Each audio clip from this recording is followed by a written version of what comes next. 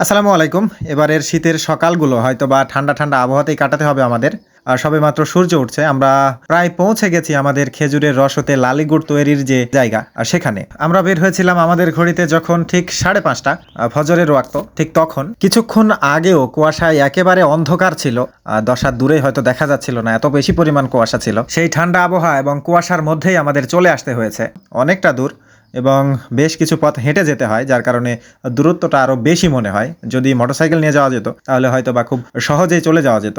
গ্রামীণ পরিবেশ, সরু রাস্তা, যার কারণে অনেকটা দূরে মোটরসাইকেল রেখে হেঁটে আসতে হয়। ব্যবসা শুরু করলে আসলে ব্যস্ততার পরিমাণটা বাড়বে, এটা আগে থেকেই জানতাম। পাশাপাশি খামারের ব্যস্ততা তো রয়েছে। খামারে ছাগলের সংখ্যাটা এখন একটু কম, যার কারণে কাজের পরিমাণটা একটু কম, তবে অনেক বেশি কম সেটা কিন্তু না। যথেষ্ট ব্যস্ততা রয়েছে। আমাদের ঘাস সংগ্রহ করা, ঘাস কাটা, সেগুলো খেতে দেওয়া।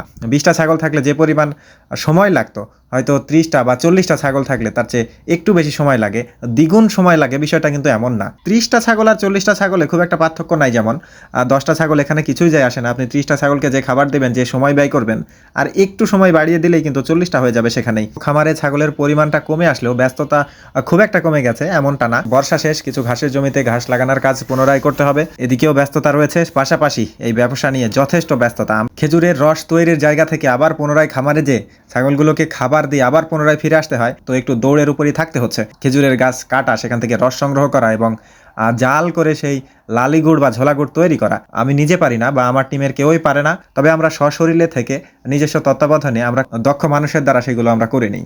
দক্ষ মানুষের দ্বারা করে নিলেও আমাদের নিজেদের সশরীরে উপস্থিতি এজন্যই প্রয়োজন, যেন কোনো রকম কোনো ভেজাল মিশ্রিত না হয়। একেবারে নির্ভেজাল গুড় যেন সরবরাহ করা সম্ভব হয়।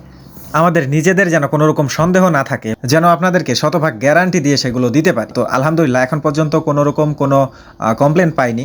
তো যার জন্যই মূলত এখানে সময় দিতে হয় এবং ব্যস্ততার পরিমাণ একটু বেশি। পরবর্তীতে প্যাকেজিংটাও আমরা নিজে হাতেই করছি।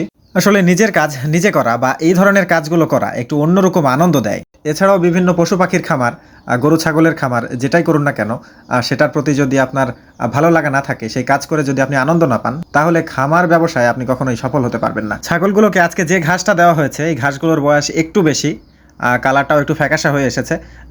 একেবারে সবুজ নাই, মানে সতেজ অবস্থায় থাকলে যে ধরনের সবুজ থাকে, আজকের ঘাসটা সে ধরনের সবুজ নাই। এটা মূলত ঘাসের বয়স বেশি হয়ে যাওয়ার কারণেই এমনটা হয়। আপনারা দোয়া রাখবেন, আল্লাহ যেন সততার সহিত ব্যবসা করার তৌফিক দান করেন এবং ব্যবসায় বরকত দান করেন। সৃষ্টিকর্তা মহান আল্লাহ আপনাদের সবাইকে ভালো রাখুক, সুস্থ রাখুক। আসসালামু আলাইকুম।